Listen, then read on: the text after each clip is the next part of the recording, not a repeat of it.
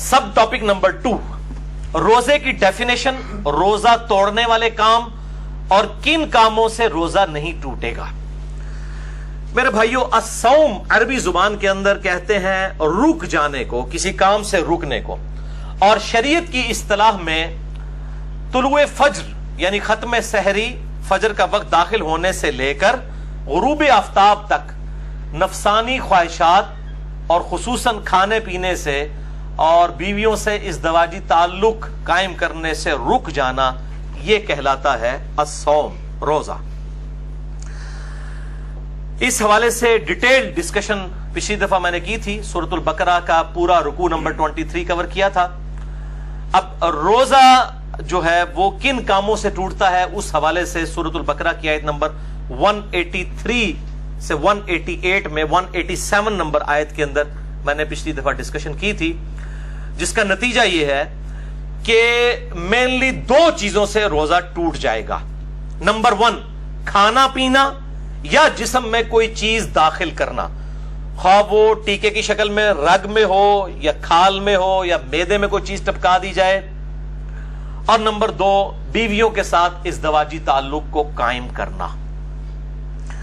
और सही बुखारी में इसको सपोर्टिव एक तालीकन रवायत मौजूद है, जिसकी सही इस्नाद अल मुसन्नफ इब्न अबी शैबा में और बाकी किताबों में आपको मिल जाएंगी। बहरहाल बुखारी में इमाम बुखारी 1938 नंबर हदीस की हेडिंग में ये लेकर आए हैं। इब्न अब्बास का कौल, वो फरमाते हैं कि रोजा जिस्म में कोई शय दाखिल करने से टूटेगा, कोई शय निकालने से नहीं टूटेगा।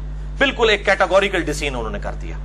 कोई चीज निकलेगी उससे रोजा नहीं टूटेगा। पेशाब निकला या कै किसी को आ गई, इसी तरीके से खुद ब खुद इह्तिलाम नाइट फॉल वाला मसला हो गया, उस हवाले से रोजा नहीं टूटेगा। अलबत्ता एक एक्सेप्शन है जो औरतों के मेंसेस के हवाले से है, वो रोजा उसी वक्त टूट जाएगा और उसकी कज़ा जो है वो बाद में करनी होगी।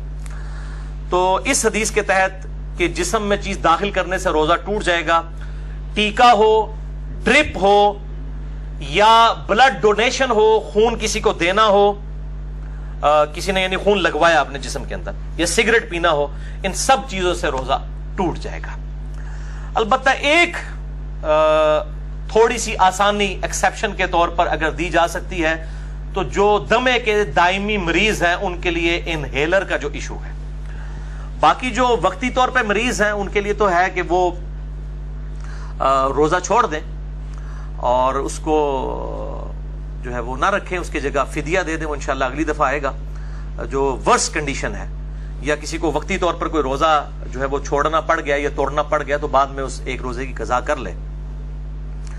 लेकिन जो ये दायमी मरीज हैं जिनको सांस का मसला है, दमे का प्रॉब्लम है और वो इनहेलर यूज करते हैं, उनके लिए एक एक्सेप्शन इज्तिहादन दी जा सकती है उस हदीस के तहत जो बुखारी और मुस्लिम दोनों में है। मिशकात में है 3724 कि आप सल्लल्लाहु अलैहि वसल्लम जब भी किसी सहाबी को कोई पोस्ट देकर गवर्नर बनाकर, खुसूसन इसमें आता है माज़ इब्न जबल और अबू मूसा अशरी को भेजा और इसके अलावा बाकी असहाब को भेजते, तो उनसे 3 बातें इरशाद फरमाते हैं। नंबर 1, लोगों के लिए आसानी पैदा करना, तंगी ना करना। नंबर 2, खुशखबरी सुनाना, नफरत ना दिलाना। नंबर 3, इत्तफाक रखना, इख्तलाफ ना करना।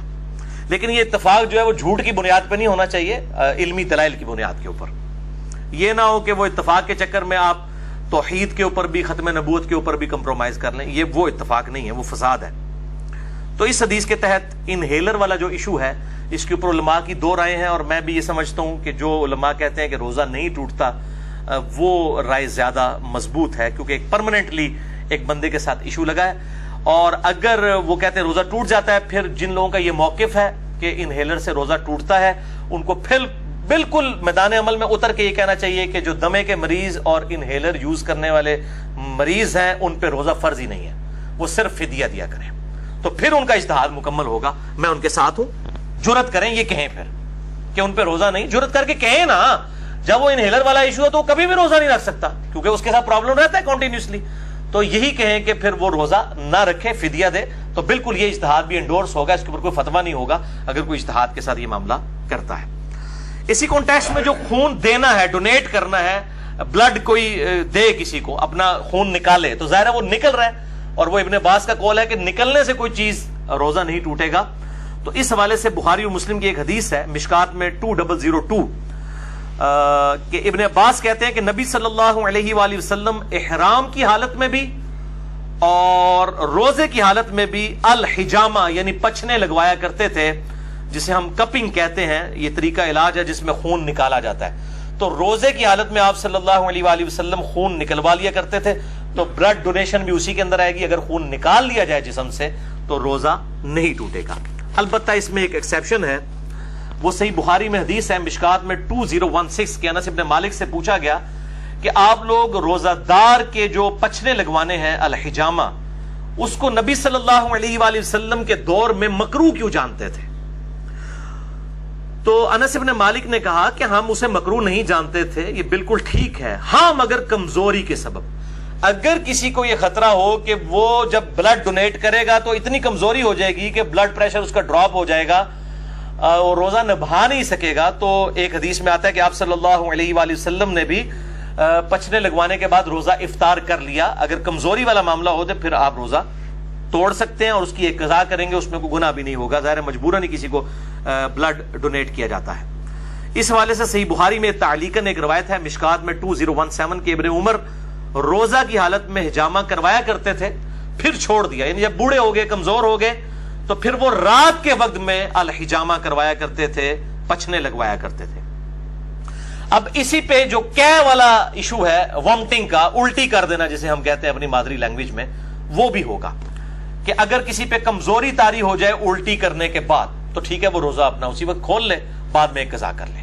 اور اگر اس کو خود بخود جو الٹی آئی ہے، کہہ آئی ہے، اس کے بعد وہ روزہ چلا سکتا ہے، چلائے، کوئی روزہ نہیں ٹوٹے گا، کیونکہ جسم سے چیز باہر نکلی ہے. صحیح بخاری 1938 کی ہیڈنگ تعلیقاً کہ نکالنے سے کوئی چیز روزہ نہیں ٹوٹے گا. کہہ کا مسئلہ جو ہے جامعہ ترمذی، سنن ابی داؤد اور مشکات میں 2008 ہے کہ نبی صلی اللہ علیہ وسلم کو ایک دفعہ کہہ آئی تو آپ نے روزہ افطار کر لیا، یعنی کھول لیا. کہہ آئی تو روزہ کھول لیا کمزوری کے سبب. یہ کمزوری کا لفظ میں کیوں بول رہا ہوں؟ کیونکہ صحیح بخاری میں موجود ہے تعلیقاً 1938 کی ہیڈنگ کے اوپر حضرت ابو ہریرہ کہتے ہیں جب کوئی شخص کہہ کرے تو روزہ نہیں ٹوٹتا، کیونکہ اس سے تو چیز باہر آتی ہے، اندر نہیں جاتی. اور ابن عباس کا بھی قول ساتھ موجود ہے کہ روزہ ان چیزوں سے ٹوٹتا ہے جو جسم کے اندر داخل کی جاتی ہیں، نہ کہ ان چیزوں سے جو باہر نکالی جاتی ہیں. ان کی پوری اسناد مصنف ابن ابی شیبہ میں اور باقی کتابوں میں موجود ہیں، بخاری میں بھی تعلیقاً موجود ہیں.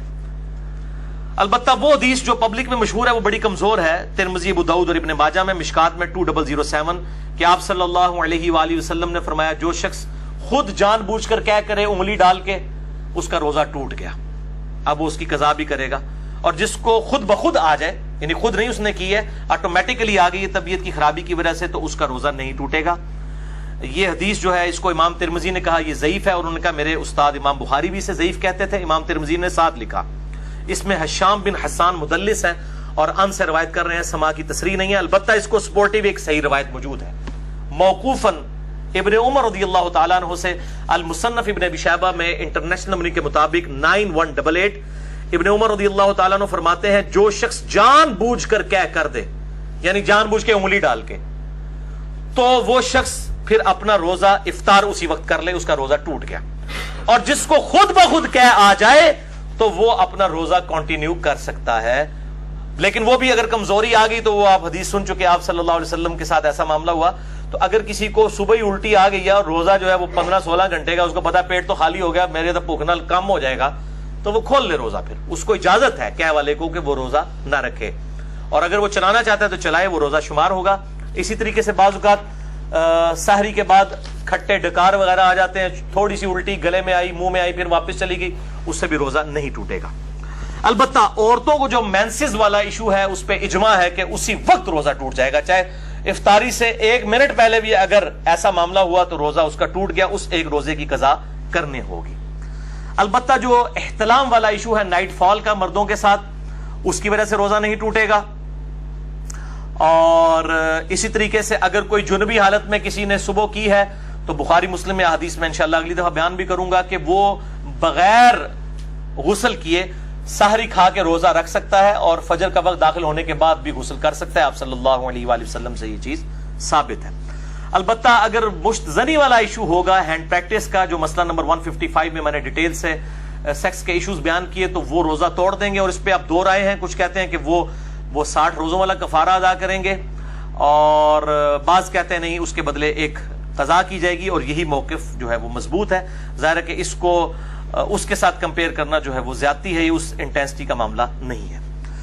اب دوسری مین چیز جو سورۃ البقرہ کی 187 نمبر آیت میں آئی کہ دوسری جو مین چیز جس سے روزہ ٹوٹ جائے گا وہ بیویوں کے ساتھ ازدواجی تعلق والا معاملہ ہے.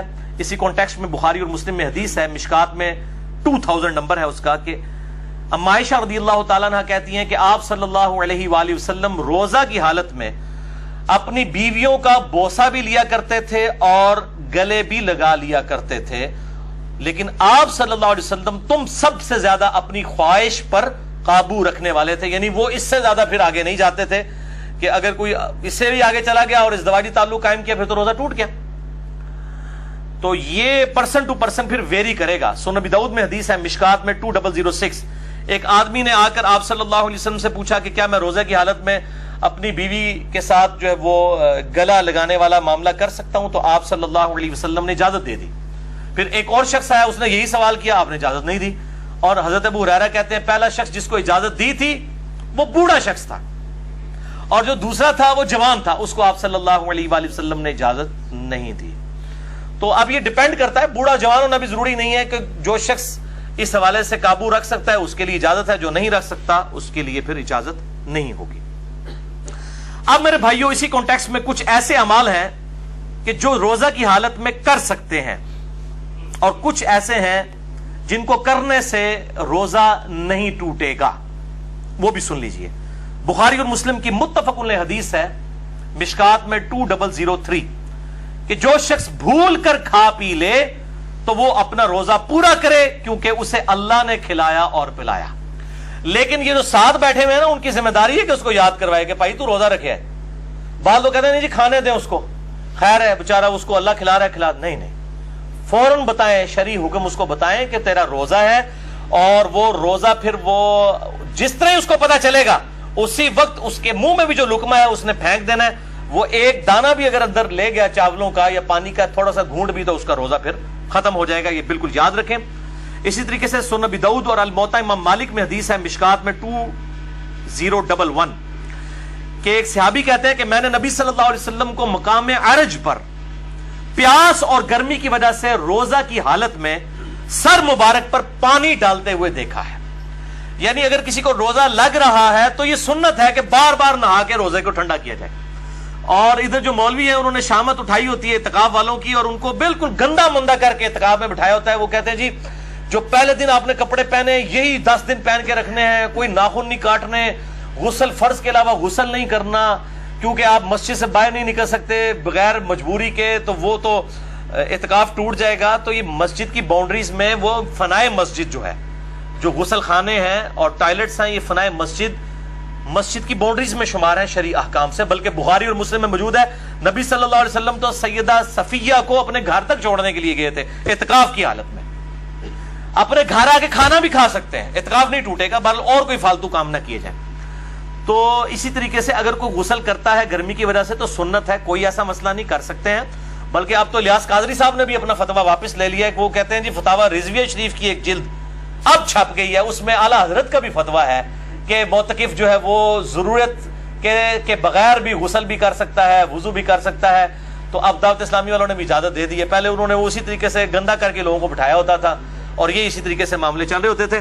حالانکہ مطلب احادیث پہلے سے موجود ہے, لیکن جب بزرگوں کی کتابیں ڈسکور ہوتی ہیں, دریافت ہوتی ہیں, پھر ان کو کہتے ہیں ہاں جی واقعی جی دیسی بھی لکھی ایسی جی, ٹھیک ہے نا. تو وہ پرائرٹی تو بزرگ ہوتے ہیں. اسی طریقے سے صحیح بخاری میں تعلیقاً 1930 نمبر حدیث کی ہیڈنگ میں ہے کہ ابن عمر روزہ کی حالت میں گیلے کپڑے جسم پر ڈالا کرتے تھے. یہاں پہ بھی ہمارے پنجاب کے اندر رواج ہے, جب زیادہ گرمی ہوتی ہے لوگ رومال جو ہے وہ گیلا کر کے کپڑوں کو بھی گیلا کرتے ہیں. لیکن اس میں آپ اپنے کپڑے گیلے کریں, یہ لوگوں کے اوپر جو پانی پھینکتے ہیں اور کہتے ہیں جی کسی بڈھے ہوتے پانی سے اٹھتے بارش ہوتی ہے, یہ بالکل غلط بات ہے. اس طریقے سے کسی کے ساتھ یہ کام نہ کریں. اپنے ساتھ ضرور آپ کرنا چاہتے ہیں کریں, اور ایسا معاملہ بھی نہ ہو کہ آپ نے اتنے باریک کپڑے پہنے ہیں کہ آپ ان کو بالکل گیلا کر لیں اور آپ کپڑوں میں ہی ننگے نظر آ رہے ہو. یہ اس چیز کا بھی اہتمام کرنا چاہیے. جامعہ ترمذی, سنن ابی داؤد, سنن نسائی اور ابن ماجہ میں حدیث ہے مشکات میں 405 کہ آپ صلی اللہ علیہ وآلہ وسلم نے فرمایا روزہ کی حالت کے علاوہ ناک میں خوب پانی چڑھاؤ، غسل میں بھی اور وضو میں بھی، لیکن روزے کے علاوہ، کیونکہ روزے کی حالت میں اگر ناک میں آپ نے اوپر تک پانی پہنچایا تو اگر کسی کا غسل فرض ہے تو وہ بس نارملی ناک کو جتنا آسانی سے جاتا ہے اوپر تک، بہت اوپر نہ چڑھائے، کیونکہ اگر دماغ تک پانی پہنچ گیا اور حلق میں ایسا پہنچا کہ اندر چلا گیا، دونوں صورتوں میں روزہ ٹوٹ جائے گا۔ وضو، غسل، تیمم اور استنجا کے اوپر مسئلہ نمبر 42 میرا اہل سنت پاک .com ہماری ویب سائٹ پہ دیکھ سکتے ہیں۔ اب میرے بھائیوں کچھ اہم فقہی مسائل جلدی جلدی کور کر دوں۔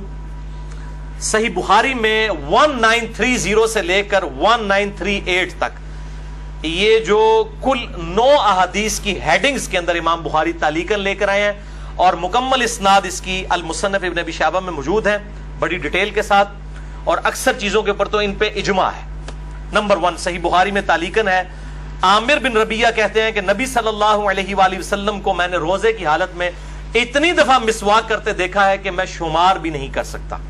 تو روزہ دار مسواک بھی کر سکتا ہے، ٹوتھ برش بھی کر سکتا ہے، لیکن ٹوتھ پیسٹ سے اجتناب کرے، اس میں ٹیسٹ والا معاملہ ہے، اور اس کے ٹیسٹ کو مسواک کے اوپر قیاس نہ کرے۔ البتہ اگر کوئی ٹیسٹ والا معاملہ کر بھی لیتا ہے تو روزہ نہیں ٹوٹے گا، کیونکہ جب تک حلق سے نیچے نہیں جاتا روزہ ٹوٹے گا نہیں، بچنے میں عافیت ہے۔ صحیح بخاری میں تعلیقاً ابن مسعود کا قول ہے کہ روزہ دار کنگھی اور تیل بھی لگا سکتا ہے بالوں میں۔ صحیح بخاری میں تعلیقاً انس بن مالک کا قول ہے کہ روزہ دار سرما بھی لگا سکتا ہے آنکھوں کے اندر، لیکن آنکھوں میں دوائی نہ ٹپکائیں، کیونکہ دوائی وہ سیدھی گلے کے حلق تک پہنچتی ہے، صرف سرمے کا مسئلہ ہے یا پانی کا، وہ جائز ہے۔ صحیح بخاری میں تعلیقاً ابن عباس کا قول ہے کہ روزہ دار ہنڈیا کا ذائقہ بھی چکھ سکتا ہے۔ چکھنے اور کھانے میں فرق ہے، چکھنا جو ہے وہ زبان کی نوک کے اوپر ہوتا ہے، یعنی نمک مرچ کو چکھ کے پھر تھوک دے۔ صحیح بخاری میں تعلیقاً حسن بصری تابعی کا قول ہے کہ اگر حلق میں خود بخود مکھی چلی جائے کسی کے تو روزہ نہیں ٹوٹے گا۔ صحیح بخاری میں تعلیقاً عطا بن ابی رباح کا قول ہے کہ اگر کلی کر کے پانی ایک دفعہ گرا دیا جائے، اس کے بعد جو تھوک میں نمی ہے حلق سے نیچے چلی جائے تو وہ روزہ نہیں توڑے گی، اور یہ مشکات میں 2018 پہ موجود ہے۔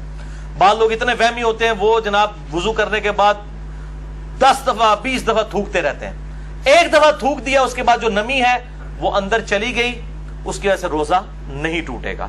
اللہ تعالیٰ نے لا یکلف اللہ نفسا الا وسعها، اور اس حوالے سے یہ جو شیطان کی پیروی ہے جو یہ بار بار جو لوگ اس حوالے سے کام کرتے ہیں۔ اب آخری ٹاپک نمبر 3 ہے، انشاءاللہ 5-7 منٹ میں کنکلوڈ ہوگا، باقی اگلے 5 ٹاپک اگلے ہفتے ڈسکس کریں گے، اور یہ ٹاپک نمبر 3 ہے روزوں کی قضاء اور کفارے سے متعلق۔ بھائیو 2 اصطلاحات ٹرمنالوجیز کو سمجھ لیجئے۔ نمبر 1 قضاء، یعنی چھوڑے ہوئے روزے کے بدلے میں ایک روزہ رکھنا۔ نمبر 2 کفارہ، شرعی پلینٹی، یعنی سزا کے طور پر اگر کسی نے جان بوجھ کے روزہ توڑا ہے اس کے لیے سزا کیا ہے۔ ایک روزہ تو رکھے گا، باقی جو اس کے لیے سزا ہے۔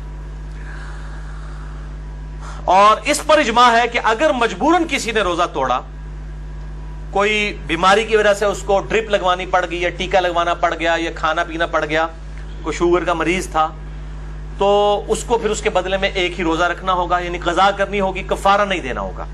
اسی طریقے سے عورتوں کے ساتھ حیض والا مینسز والا ایشو ہوا، اس کے بدلے ایک ہی روزہ رکھیں گی۔ بخاری اور مسلم کی متفق علیہ حدیث ہے مشکات میں 2032۔ اما عائشہ کہتی ہیں نبی صلی اللہ علیہ وسلم ہم عورتوں کو حیض کی حالت میں چھوڑے ہوئے روزوں کی قضاء کا حکم دیتے تھے اور نمازوں کی قضاء کا حکم نہیں دیتے تھے۔ تو روزوں کی قضاء ان دنوں میں جو روزے چھوٹے ان کی قضاء کرنی ہوگی، اور میں نے بتایا کہ افطار سے 1 منٹ پہلے بھی اگر کسی کے ساتھ ایسا معاملہ ہو گیا تو وہ روزہ اس کا وہ والا ٹوٹ جائے گا آٹومیٹیکلی، لوگ پوچھ رہے ہوتے ہیں، اور وہ ایک روزے کی قضاء بعد میں کرے گی۔ اور اس قضاء کے معاملے میں یہ لوگ کہتے ہیں نہیں جی وہ گرمیوں کے روزے گرمیوں میں ہی قضاء کریں اور جناب اگلے سال سے پہلے قضاء کر لیں، ایسی کوئی شرط نہیں ہے اسلام میں۔ اگر کوئی شخص گرمیوں میں چھوٹے ہوئے روزوں کی قضاء سردیوں میں بھی جا کے کر لے، لا یکلف اللہ نفسا الا وسعها، اور اس کی دلیل میں بخاری اور مسلم کی حدیث مشکات میں 2030۔ اما عائشہ کہتی ہیں کہ جب مجھ پر رمضان کے روزوں کی قضاء ہوتی تو میں صرف شعبان میں وہ روزے قضا کیا کرتی تھی، اور راوی یحییٰ بن سعید کہتے ہیں آپ صلی اللہ علیہ وآلہ وسلم کی مشغولیت کی وجہ سے، یعنی ازدواجی تعلق کے اعتبار سے، چونکہ شعبان میں آپ صلی اللہ علیہ وسلم نفلی روزے رکھتے تھے تو اما عائشہ کو موقع مل جاتا تھا کہ وہ اپنے روزوں کی قضا کر لیں، کیونکہ بیوی جو ہے وہ خاوند کی اجازت کے بغیر نفلی روزہ نہیں رکھ سکتی. وہ حدیث ہے اگلی صحیح مسلم کی مشکات میں ہے 2031. آپ صلی اللہ علیہ وآلہ وسلم نے فرمایا کسی عورت کے لیے اپنے خاوند کی اجازت کے بغیر نفلی روزہ رکھنا جائز نہیں، اور نہ اس کی اجازت کے بغیر گھر میں کسی کو آنے کی اجازت دینا. یعنی کوئی بیوی کے جی میرا رشتہ دار ہے، خاوند کی اجازت کے بغیر نہیں، اور نفلی روزہ نہیں رکھے گی. اس سے یہ بات پتہ چلی کہ یہ جو پبلک میں مشہور ہے کہ میاں بیوی صرف رات کے وقت ازدواجی تعلق قائم کر سکتے ہیں، یہ بالکل باطل ہے. اما عائشہ تو کہہ رہی ہے کہ میں روزہ بھی نہیں رکھ سکتی تھی آپ صلی اللہ علیہ وسلم کی مشغولیت کی وجہ سے. تو دن کے وقت بھی ازدواجی تعلق قائم کرنا نہ صرف جائز بلکہ سنت مبارکہ ہے بخاری اور مسلم کے کانٹیکسٹ میں. اب دوسری صورتحال کہ کوئی جان بوجھ کر روزہ توڑ دے، ایسی صورت میں قضاء کے ساتھ کفارہ بھی ہوگا. اس کانٹیکسٹ میں بڑی مشہور حدیث ہے بخاری اور مسلم کی مشکات میں 2004. ایک آدمی حضور صلی اللہ علیہ وآلہ وسلم کے پاس حاضر ہوا، کہا یا رسول اللہ صلی اللہ علیہ وسلم میں مارا گیا، میں نے روزے کی حالت میں اپنی بیوی کے ساتھ ازدواجی تعلق قائم کر لیا، روزہ میرا ٹوٹ گیا، میں کیا کروں؟ آپ نے فرمایا کہ کیا تیرے پاس کوئی غلام ہے کہ اسے آزاد کرے؟ یہ پہلا آپشن ہے، اور ترتیب بھی یہی ہوگی. یہ آپشنل نہیں ہے 3 میں سے 1 بلکہ یہی ترتیب ہوگی. میں نے کہا یا رسول اللہ نہیں ہے. فرمایا کیا تو 2 ماہ کے مسلسل روزے رکھ سکتا ہے؟ عرض کیا نہیں یا رسول اللہ صلی اللہ علیہ وسلم 2 ماہ کے نہیں رکھ سکتا. ہم بھی نہیں ظاہر رکھ سکتے. فرمایا کیا تم 60 مساکین کو کھانا کھلا سکتے ہو؟ اس سے یہ بات پتہ چلی کہ 60 مساکین ایکویلنٹ ہوئے 60 روزوں کے، تو مسکین کو پھر 1 وقت کا ہی کھانا کھلایا جائے گا، 2 وقت کا نہیں. یہ لاجیکل آنسر ہے. تو اس نے عرض کیا نہیں. تو فرمایا تم بیٹھ جاؤ. اتنے میں کوئی شخص جو ہے وہ کھجوروں کا بھرا ہوا ٹوکرا آپ صلی اللہ علیہ وسلم کے پاس تحفتاً لے کے آیا. آپ صلی اللہ علیہ وآلہ وسلم نے وہ جو ٹوکرا تھا اس کی وجہ سے آپ نے فرمایا کہ وہ روزہ توڑنے والا کدھر گیا، اور اس کو بلا کے کہا یہ ٹوکرا تو لے جا اور اس ٹوکرے کو مدینے کے غرباء میں تقسیم کر دے تو روزے کا کفارہ ادا ہو جائے گا. تو وہ آگے سے کہنے لگ پڑا کہ اللہ کی قسم پورے مدینے میں مجھ سے بڑا غریب کوئی ہے ہی نہیں ہے، سب سے زیادہ غریب میں ہوں. تو آپ صلی اللہ علیہ وآلہ وسلم اتنا مسکرائے کہ آپ کی داڑھیں بھی ظاہر ہو گئیں، اور اس حدیث پہ مسکرانا بھی سنت ہے. اور آپ صلی اللہ علیہ وسلم نے فرمایا کہ جاؤ تم خود ہی کھا لو، تمہارے روزے کا کفارہ ادا ہو جائے گا. لیکن یہ خاص اس کے لیے، یہ نہیں ہے کہ جو بھی روزہ توڑے تو کہ جی انہیں ایڈیاں کھجورا لے آ کے تھے میں آپ کھانا شروع کر دے کفارہ ادا ہو جائے گا. یہ اس کے لیے خاص تھا. اور اس حدیث پہ امام بخاری نے انٹرنیشنل نمبر کے مطابق صحیح بخاری میں 1936 حدیث یہ لی ہے، اور اس پہ اپنا فہم لکھا ہے، باب باندھا ہے کہ اگر کوئی روزے کی حالت میں بیویوں کے ساتھ ازدواجی تعلق قائم کر لے تو اس کا کفارہ کیا ہے. اس کو امام بخاری نے عام حکم نہیں لیا کہ کوئی بھی کھا پی کے بھی روزہ توڑ لے تو اس کا کفارہ بھی یہ ہے. کھا پی کے روزہ توڑنے کا کفارہ یہ نہیں ہے، یہ ازدواجی تعلق والا معاملہ ہے، اور ظاہر ہے وہ بہت ایک ایکسٹریم چیز ہے کھانے پینے کے مقابلے کے اعتبار سے، لہذا اس کے لیول کی سزا تو اس میں نہیں دی جا سکتی. لہذا اسی طریقے سے جو ہینڈ پریکٹس والا ایشو ہے اس پہ بھی سزا نہیں اپلائی کی جا سکتی، وہ بہت ایکسٹریم معاملہ ہے جو ازدواجی تعلق کا ہے، اور اسی پہ ہی اجماع ہے کہ وہ پھر 60 روزوں والا معاملہ یہ 60 مساکین والا کرے گا. عموماً لوگ 60 مساکین والا ہی کرتے ہیں، اور یہ 60 مساکین والا دونوں کی طرف سے ہوگا، مرد کی طرف سے بھی عورت کی طرف سے بھی. یہ بات اتنے بولے ہیں، یہ بھی پوچھ رہے ہوتے ہیں کہ جی ایک کی کھلا دیں، دو نہ توڑیا بھائی ایک نہیں ٹوٹیا، دو نہ ٹوٹیا. یہ 60 اور 60 120 بنیں گے، اور وہ اپنے اپنے حصے کے دیں. اگر کوئی وہ اس اعتبار سے خیرات کرنا چاہتا ہے تو وہ ضرور کرے. باقی اگر کسی نے اس حدیث کے اعتبار سے کوئی رزلٹ نکالا ہے اجتہاداً کہ آپ صلی اللہ علیہ وسلم نے اس کو یہ فرمایا، تو اس میں بعض اوقات چیزیں امپلائڈ ہوتی ہیں کسی معاملے میں کہ جس نے روزہ توڑنے کا مسئلہ پوچھا ہے تو وہ اس طریقے سے. جو ملی بھگت سے معاملہ ہوا ہے اس میں تو ظاہر دونوں کو رکھنے چاہیے. اگر کسی نے زبردستی والا معاملہ کیا ہے تو پھر صرف مرد کو رکھنا چاہیے. اور بہرحال اس حوالے سے اجتہاداً کوئی بھی ایشو اڈاپٹ کیا جا سکتا ہے. اب رہا کھا پی کے روزہ توڑنا، تو اس کے بارے میں ایک ضعیف روایت ملتی ہے، اور اس کو سپورٹیو ایک تابعی کا صحیح قول بھی ہے. پہلے ضعیف روایت سن لیں. یہ روایت جو ہے وہ مقطوع ہے، مرسل ہے، چھوٹا ہوا واسطہ ہے اس کا. المصنف ابن ابی شیبہ میں انٹرنیشنل نمبر کے مطابق 9774 سعید ابن مسیب تابعی کہتے ہیں کہ آپ صلی اللہ علیہ وآلہ وسلم کی خدمت میں ایک آدمی حاضر ہوا اور اس نے کہا یا رسول اللہ میں نے کھا پی کر روزہ افطار کر لیا ہے، توڑ دیا ہے.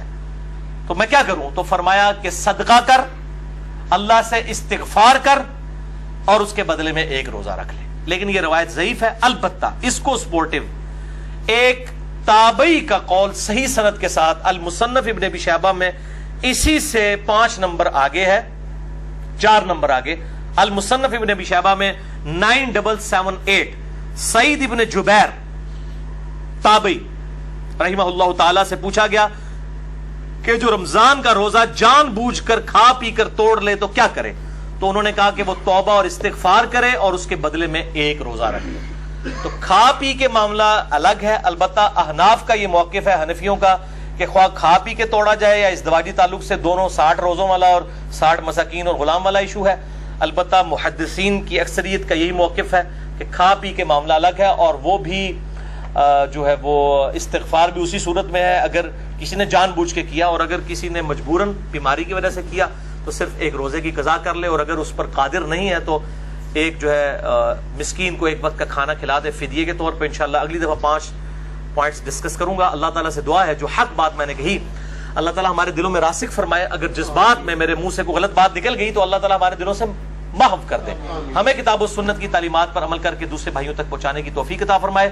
سبحانک اللہم و بحمدک، اشہد ان لا الہ الا انت، استغفرک و اتوب الیک، وما علینا الا البلاغ المبین. جزاکم اللہ.